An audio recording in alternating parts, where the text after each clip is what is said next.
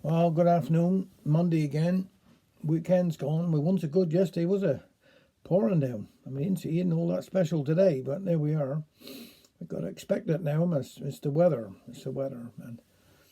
Just hang in there. Keep going. We're all right. A few nice lights and all out there going round now, and soon be Christmas. But anyhow, just stay there. Take care. You'll be all right. Now, I'm going to do a Brenda Wooten here today called Father and Son. Old William lived in Capel Court, called Puddin Bag Lane it was. They'd call the place old-fashioned now, I suppose, and just because the little lane is narrow like, with cobblestones and all, and cellar doors below the steps, all tarred as black as coal.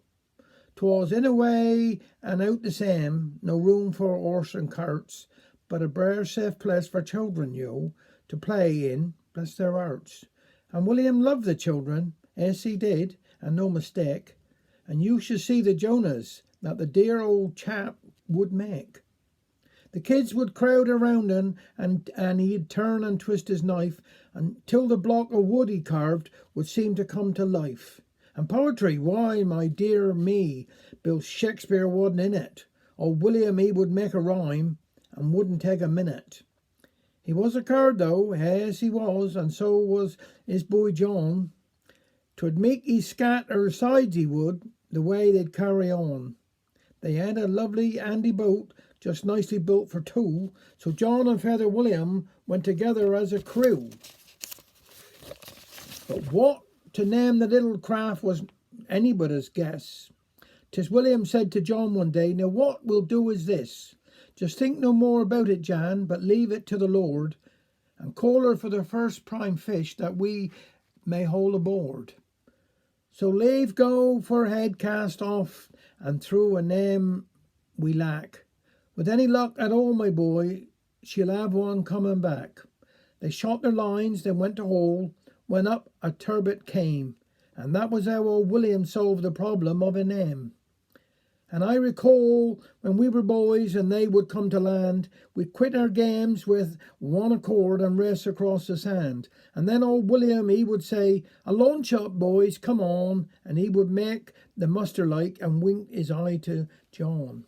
For William knowed our little game, it happened every time, and so he'd say, "Well, launch her up and we shall have a rhyme."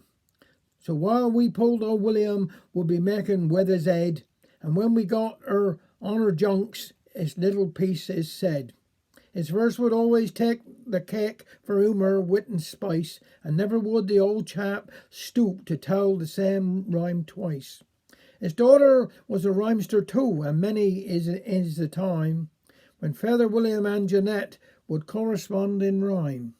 Now certain winter season had been one of fruitless toil, and every shot the turbot made, the laws of chance would foil. Day after day the wind would blow with driving sleet and rain.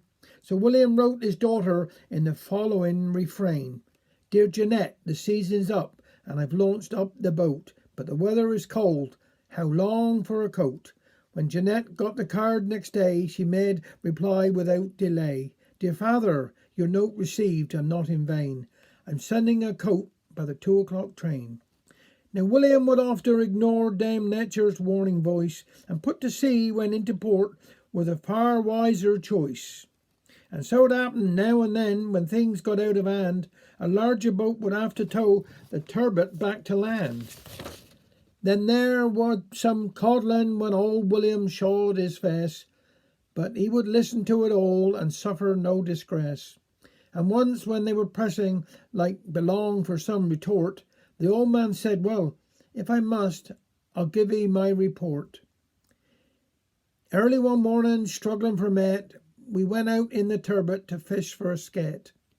A skate we caught, but oh so thin, our anchor rope parted, and we were towed in. And then there was that other time, 'twas quite a lavish hour. The town had gone to roost, except for groups of 3 or 4, who, after supper every night, would take a little walk and meet along the harbour front, where they would stand and talk. Well, on the night I'd have in mind, the moon was shining bright, and never could a mortal wish to see a fairer sight. And so that John and William rowing home across the bay, with scant returns to recompense their labours of the day. 'Twas just about low water when the turbot tapped the shore, which meant a weary wait on tide till 12 o'clock or more. Unless, of course, by some device that only William knew, the 3s and 4s could be induced to form a launching crew.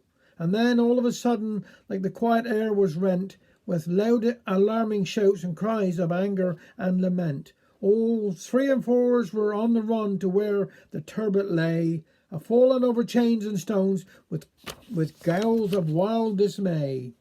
A shame on you to strike for further, what a row it was for sure. Shut your trap, boy John retorted, I don't want to hear no more.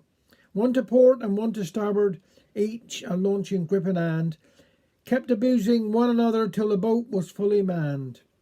Never was a boat launched faster than the turbot was that night. Soon she lay upon her moorings, rope secured her snug and tight. Thank ye, men, the row's all over. That was all old William said. Come us on, feather, says the youngster. Let's time go home and get to bed. What a laugh there was next morning, telling how they'd all been done.